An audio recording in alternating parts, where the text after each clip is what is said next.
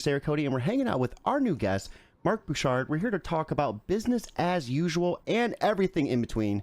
I had the chance to read this book twice, and I absolutely loved it. Mark, welcome to the show. How are you doing today? Doing pretty good, Cody. How you doing? I'm not doing too bad. We had a little bit of technical difficulties, but the beauty of this is you rise above, you adapt, you overcome, and we're just going to pre-record this. So nice try dropping frames on me, but you're not going to win tonight. So for everyone that is in the stream, be sure to check out the description for the link to the Kickstarter of Business as Usual. If you're unable to back, we would love to see you just simply share it. Put it on Facebook, put it on Twitter. Word of mouth is 100% free, and it costs you absolutely nothing to do. So Mark, I have you down for It Took Luke, Leaf Peppers, even Sonic the Hedgehog Halloween Special by IDW. So many awesome titles under your belt. Was being a comic book writer something that you always envisioned, or did you kind of just stumble onto this path? I got really into comics in college after reading certain random Venom and Punisher comics here and there as a kid. But I got really into it when I found Jeff Lemire's book Sweet Tooth Mm-hmm. at this store called Quimby's, which is kind of like a Chicago, it's been around for 35 years, I think. It's like an institution. And I remember not knowing any of the books when I went in there one time, and I was like, I'd seen Sweet Tooth at my normal comic shop that I was going to at the time, and I was like, all right. And yeah, it really changed everything for me. So What was it about the Venom and Cable? Was it like the grittiness of those designs back in the day? yeah, I liked really how Venom was just eating people's heads and stuff. Yeah. I was 10. I was like, hell yeah. No, dude, it was so brutal, and I really loved just how he was as a Batman's villain, right? Like just his antagonistic approach to everything. That dude was brutal. Yeah. We were talking, previously about that in backstage with the Sonic the Hedgehog, and how you stumbled onto that with just kind of hitting the ground with, coming up with your own work and putting it out there. How was that experience for you when you first, when you started pumping out there and IDW hit you up to come work for them? Yeah, so I had been doing my own stuff. I had done a couple of comics that I drew, and then I had been writing comics for my friends. So the writing progressed a lot faster. And I had done the first thing I did was an anthology, and I did 2 pieces in it. But the sort of concept was punk bands, and then cartoonists would team up and talk about mental health problems they had being on tour, or Mm-hmm. being away from their families, or being around substances when they're sober or whatever. And so that kind of opened it up, so I met a lot of people, right? Because there was I want to say there was 60 people involved with that book. And then I just kept posting new short comics I would make. And eventually one of the editors on Sonic hit me up having read It Took Luke, which we published ourselves, and then Oni Press purchased, I think in 2021. That's so cool. That is so cool to hit the streets running like that and just keep chipping away and get that work acknowledged and picked up. And it just really goes to show you that no matter no matter how far that dream may feel or whatever, you can approach it if you just stay consistent with it. Yeah, I think that's the big thing that a lot of people don't realize about doing stuff in the arts is for example, this band I just saw, Joyce Manor. I've been listening to them for over a decade, and when I used to see them, they'd play 150, 200 cap rooms, right? And we Mhm. thought that was big for them at the time. And I just saw them play a 3,300 cap room. Oh wow. But they've been at it since 2011, or probably their first studio materials from 2012. So they've been at it for a while, and it's just the incremental growth, that comes with putting out record after record and then touring it. It's kind of the same with you just keep going, and it's never for me. There's never been oh, this is a huge book for me, or this is gonna open a ton of doors, but it opens a window or like it opens a couple doors and one pans out, you know? Like it's just like consistency, like you said, is just so key.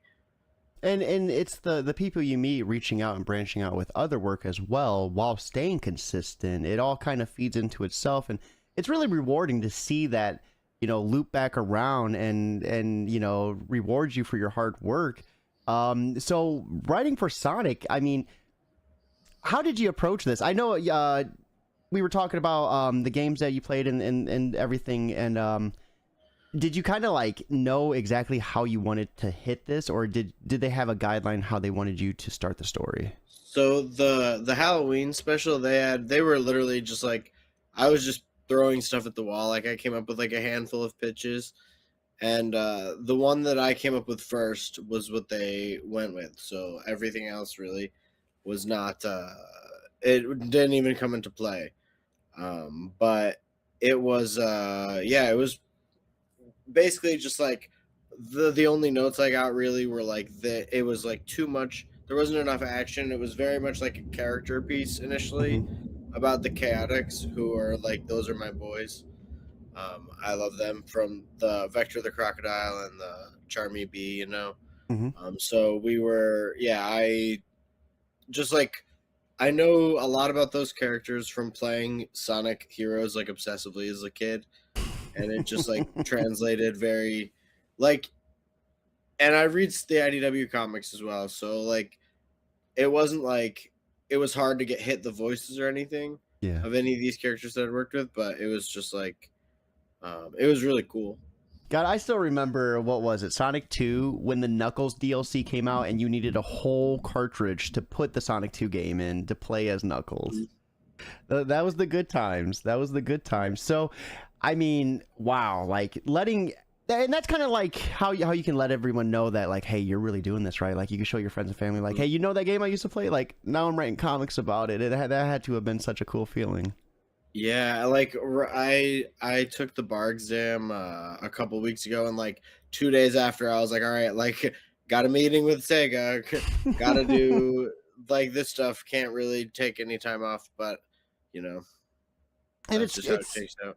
it's crazy too, because I was listening to a deep dive about how like Sonic is like, obviously it's Sega's Mario, but how Sonic's like beginning came and how like fast he moved, that which was like the big selling point for him. He moved so fast you could almost barely keep up with him on the Sega system. And it's so awesome to hit such a pivotal character in the gaming industry. Yeah, it's like the main like the two big IP like that they make comics of, right? That I would be like interested in working on are like Sonic and like Hellraiser, Oh and that's god, kind of yes. like it. But I yeah no, it's like it's crazy to like Sonic has such name recognition. Like I'll go into like a job interview and I put it on my resume, right? Because Yeah, it's yeah. like it's like an interesting point. And they're like, so Sonic, and I'm like, yeah, like this blue guy, he's my other boss. Like you'll have Dude, that's to so answer to cool. him. I gotta answer to him too. That is so cool. And Yeah. so, business as usual. I read this twice. So awesome. I loved the story. I loved like I feel like the deeper meaning behind the surface of it. It was awesome. What inspired this title for you? So me and Shelby Criswell have been working on books together for a really long time. Like we did they did a story and everything is going wrong, that anthology. We did Leaf Peepers together, and then we pitched a graphic novel about a YA graphic novel like a really long time ago that didn't end up happening, about a headless horseman. And so this one was kind of like we'll have these roots in like folk punk music and all this like political stuff associated with it. And we've been like a few years ago, I started getting really into the movie Death Race 2000. And it's like a movie from the 70s. It's Stallone, like the year before Rocky. Hmm. And it's basically like by the year 2000, America has become such a fascist state that the only way to placate the populace is by once a year there's a death race where like these WWE style like racers go up against like they have to circle the continental US as fast as possible, but they get points for mowing down pedestrians and like children and like elderly people. Um, but like it's all this part of this larger plot to like silence like the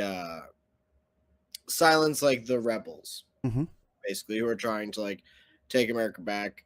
And it's like that and Idiocracy. Like I thought that those movies were like so well done. Obviously, like one of them's a little more crass than the other one, but so those kind of like formed the basis for like the story I wanted to tell. And books like Maddie Lubchansky's doing, like Boys Weekend, phenomenal. Um, and Shelby lives in Texas, so that like when we formulated this book, we had wanted to like touch on the ice stuff. It was not as big of a problem, right, as it is right now, because this was like 2.5, 3 years ago. Oh, We started wow. working on this, and then That's it sort of just like, crazy. popped off. Yeah, it sort of just became a lot more to like the forefront of people's minds, and like in the news and stuff. Um, yeah. Yeah, no, that's crazy because like I read this twice and it felt like so on the nose with how it's being handled today. Mhm. So to hear that it was written, a few years ago, is mind blowing. It's scary how things like this come true. Yeah, I did have to do a couple of rewrites because there's like certain things that happened that we had to phase out because like they seemed cartoonishly evil like 18 months ago, and they no longer seem cartoonishly evil Yeah. because they're happening. Um, but yeah, Yeah, and it is a brutal take on what's actually happening. That's the crazy part. I really loved just how you showed how like much of a piece of shit ICE is, and how some of these exactly. people can be, and how they treat humans as cattle, as target practice. It's sickening, and that's what shocked me so much. Is like it's happening. You hear it in the news almost every other day. Um, that had to have like hit you in such a horrible way to see your book like kind of like come true. Yeah, it was. I mean, obviously not like what you want Yeah, yeah, when yeah. you're Obviously. when you're working on something like this. And it was like I remember the first time something happened that we had to write out. Like I just woke up and I like saw like flipped on my phone, like saw the news, and I was like, Shelby, I hope you didn't draw these pages. Like, yeah, we gotta do some doctoring of the script. How did that collaborative process work between you and the artist? Did you let them have a lot of creative pull, or did you kind of have set ideas on how you wanted certain panels to lay out? So I kind of when I work with Shelby, we have a really loose like scripting is more loose than I generally do, just because we work together a lot. And Shelby is really, really good at visual gags, and when I'm doing something like this, I kind of want them to have the ability to just like kind of run free. Hmm. Um, but also, like it wasn't like no panel descriptions, right? Yeah. I'm not exactly precious, but um, it was like trying to think of how many words the script was. I'll write like 4,000 words for like maybe 3,000 words for like a 20 something page script. This was probably like at 64 pages. This maybe it was like 6,000, 7,000 words. Okay. It wasn't like as robust as usual. Um, Shelby came up with pretty much everything character design wise. I was just like, okay, well, they should probably all be wearing black, and that was my contribution to that part of it. And so Shelby generally takes a lot of inspiration from people they know. So like, a lot of these characters are just people in Shelby's life um, Yeah. that I do Whoever not whoever know. is Rob, please be a better Yeah. person. Oh no. Yeah. Just the visuals. Yeah. Oh. No. Rob needs to be a better person. Yeah. So I mean, we have ice getting killed, insane explosions, everything in between. What inspired some of these monsters? Like, what are these guys drawing inspiration from? Yeah. So they were like initially it was like it's in the middle of the desert, right? So like obviously Tremors comes to mind, and then we wanted to have them be snakes, but everyone still is calling them sandworms. So I don't really think there's a meaningful distinction there. The massive amounts of energy this generator takes to um, be like to produce energy to produce power, like the electric thrum disturbs these sandworms deep beneath the desert, and it just like agitates them to the point where they're coming to the surface hungry and angry. And Yeah, that was kind of they really satisfied an element, because it was also helpful to have someone, or not someone, but like an element of the story that's just taking both members of both teams like off Mhm. the board. um I really like when stories start with a big cast and they really thin it out. Was it So we get difficult balancing that many people? I mean, because there's a huge amount of people too. Was it difficult balancing like all those different characters and personalities? a little bit, but like I said, the some of them were like created to be. It was created with a large cast so that we could thin it out and then really focus on the few characters who are gonna like get like a solid arc. Um, because it's like not like it's only 64 pages, right? And that's with the if we had given every character like a full arc, it would have been crazy. Hmm. There would have been no room for nothing. But yeah, it's some of them just get wiped off the table. And we have some of the preview pages here. I really loved like the different colors to express the different emotions in these panels too. Yeah. And then right here, I really enjoyed this perspective panel where you're kind of seeing See it like through. some of these like sunsets and stuff. Yeah. And like they do a lot of painting, they're doing a lot of like fabric stuff. They're just doing a lot of crazy art stuff. And it's really shown in the comics, I think. So these sandworms are insane, and the one thing I really loved is this: how we have the artist doing this paneling, and it's like a big picture diced up into individual panels. I am such a Yeah. huge fan of that. Yeah, Shelby's work is really awesome. They did a couple of books at Mad Cave as well called Terminal Punks, and then a middle grade book at Paper Cuts called Heebie Jeebies. Both with Matthew Ehrman, who's a really great comic writer, and I think he's gonna start making some more comics again, which is great news for me. Oh yeah, absolutely. And this was is this the sunrise you were talking about earlier? Oh yeah, just like any of these kind of like painting, like a lot of these like desert, like sort of like sunset, sunrises, like those like pinks and purples and oranges. They've just been painting their ass off. Oh, that's cool. That yeah. So this is all this is done physical or is this digital? These are digital, but I yeah, gotcha. Shelby does a lot of physical painting That's so in the cool. studio. Yeah. I love that. So let's go ahead. We're going to check out some of these characters. I was a big fan of the character designs in this. What was I know this is such a difficult question to ask, but what was some of your favorite characters? I really like Wendy. I really liked I love to hate Rob. Yeah, you You did love to such a hate good Rob. job of writing a character that was like just diabolical, like despicable.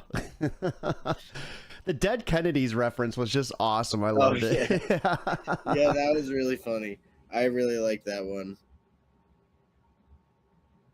All I right. thought it was like a great pull to be like he kind of knows what he's talking about, but like where he is like sort of like entrenched in the scene as he wants to like say, he would have pulled a deeper cut, right? Mm-hmm. Like, yeah. And I really, really loved the death scenes in this. Charlene's death scene, the introduction to these sandworms and what they're capable of. And then the ice guard, of course. This guy was such a piece of shit.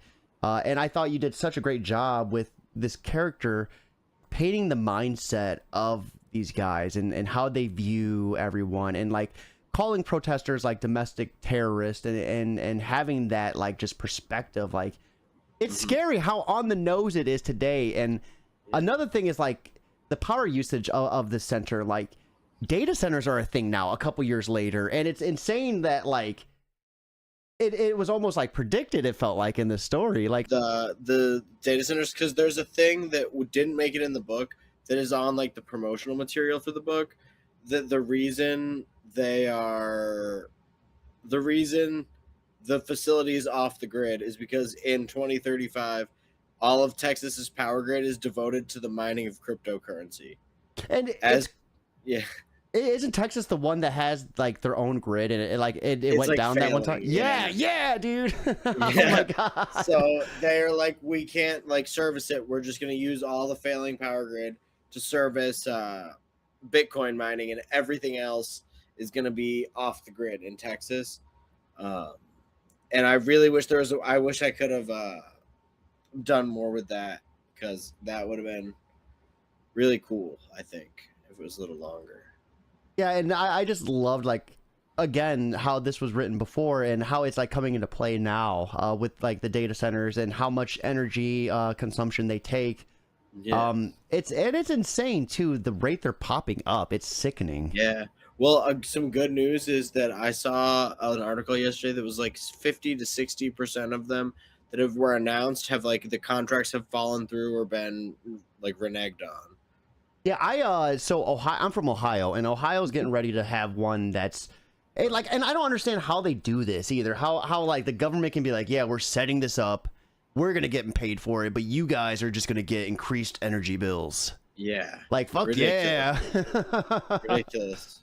So we have a business as usual digital copy at $12, outstanding price for how big this book is. And just for $8 more, you can get a physical copy sent to your doorstep. We have a physical copy and sticker. What's the sticker going to look like? It's the ice agent getting eaten by the sandworm. You can ask for a better sticker to put on a notebook or laptop for just $24. We have an awesome tier at $220, original art tier. So what goes into this? Like any certain stipulations? Shelby. So basically, Shelby has been doing like a ton of art in the studio. Has just been doing a lot of studio time. So these are just like a pre-done, already done, like 9x12 pencil. I thought there was an example of one somewhere in there, but I'll have to add one. I thought I put one in. But they're just like sort of like complex penciled scenes with like a couple of characters. Yeah, there's one. Yeah. And they're just like, we kind of were trying to do it like not quick and dirty, but just like so that it's like a minimal place for stuff to go wrong. So these are already like completed basically. And we'll pull that up to get a larger look at that in just a few seconds. Let's talk about this last tier, $375. You get some editorial work from Mark. So what goes into this? And then we'll pull up that original artwork. So for that would be like, I'd do like say your comic's like 24 pages. I'd do an editorial pass, which means like a round of notes, and then like an editorial note, and also which is like a couple of paragraphs that said like, this is what I know about like your intentions, and this is what I think you should do to like get there.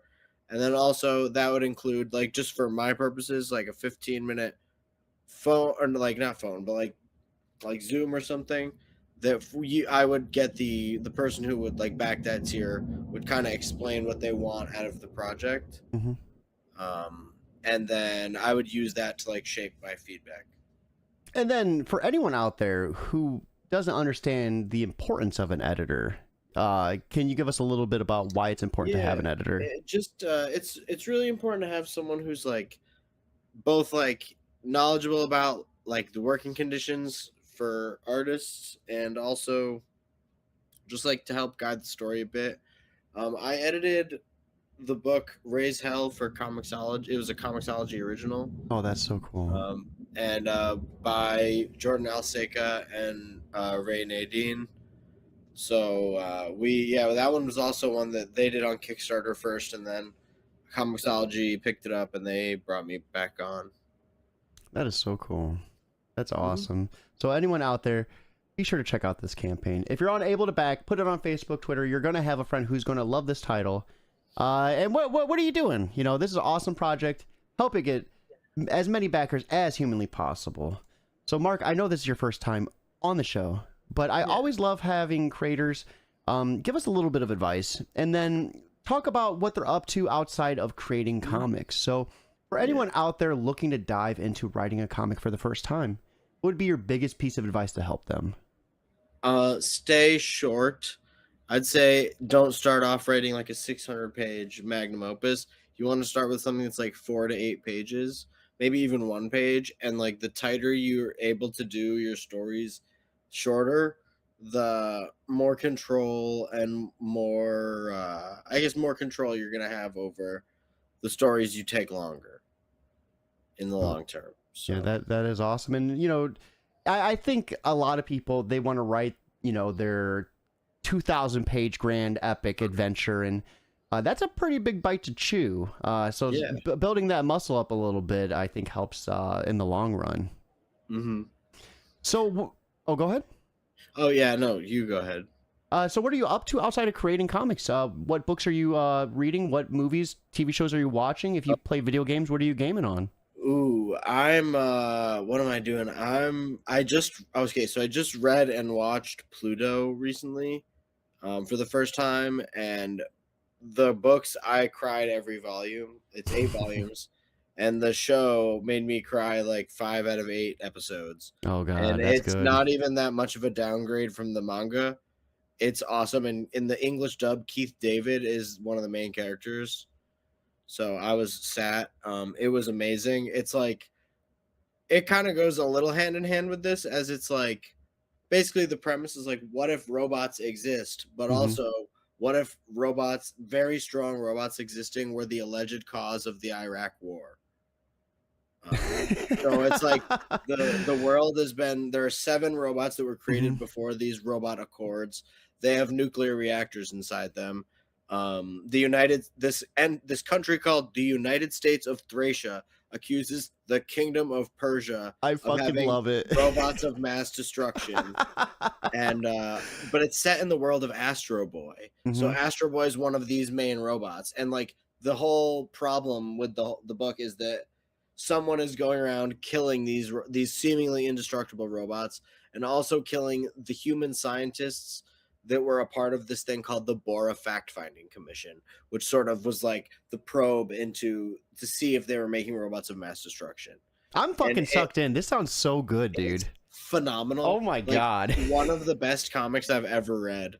And it came out in the early 2000s, and I'm just like, and you're not like, if you wanted to watch the Netflix show, I would say you're not missing a ton from the manga. It's like a great adaptation. Yeah, It's I'm gonna eight have to check that out. episodes. Yeah, no, that sounds amazing. Yeah, I've been it's reading great. a lot of like Chainsaw Man, and you could read Yeah. the ending's already out, so you could read like the volumes that you get physically. They're Yeah. behind. The anime is Yeah, they're way super behind. duper behind. Oh my God, but the actual physical 'Cause volumes are behind too. yeah, I'm only on 19. I'm waiting for 19. It comes out in like 2 weeks. Oh, me too. Yeah, Yeah. yeah, it's phenomenal. That yeah, Yeah. I can't wait. Did you see the movie? Yeah, I did. I So saw it like a good. couple months ago. It was very good. Yeah. Yeah, I yeah. really, I really, did you see the movie Look Back? I don't think so. So that's the same mangaka, Tatsuki Fujimoto. He did a book called Look Back. It's about making comics. Hmm. And it's like the manga was great, but the movie is just like it hits. The animation is insane. One of like the best animated movies I've ever seen. It's only 45 or 50 minutes. I'm gonna have to And I check think that. it's on So Amazon Prime. It's called Look Back. Yeah. they did another book. I have it. I can't remember the title. Goodbye, But Airy. yes, it was so fucking insane. Oh Yeah. my God, dude, I loved it. And it's like it hits you so hard. Yeah. Oh man. Yeah. Oh my. Yeah, I that just was. picked up his 20. It's like 22 to 27. It's like the stuff he did before the story before Chainsaw Chase Man. someone. Yeah, yeah. It's like his like just anthology style stuff, but I haven't dug into it yet, but I gotta. And then my next read is it's a Ben Passmore book. I really like his stuff. He did Bottom Feeders, which is like one of my favorite comics of all time, and Sports as Hell, which rocks.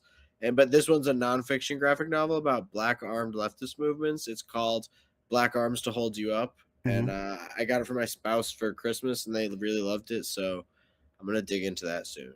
That's so cool. So thank you so much for swinging by and hanging out Yeah, with thank us you for having me. during these technical difficulties. I'm glad that we were able to make it to the end of this. And hopefully we can get you back on in the future. It sounds like you have a lot of awesome things in the pipeline. I do. I have the only thing I can talk about is I have a Hello Body Horror. It's the Hello Darkness Body Horror special. Oh, that's so And that cool. comes out in April, at the end of this month. And me and Rye Hickman did the lead story with Jody Troutman on letters. And I'll have more of that flavor of stuff announcing it soon as well. So check out the description. You can stay up to date with what Mark's up to, and hit hit the link for the Kickstarter. Be sure to purchase this if you're unable to back the campaign. Put it on Facebook, Twitter. Word of mouth is 100% free, and it costs you absolutely nothing to do. With that being said, guys.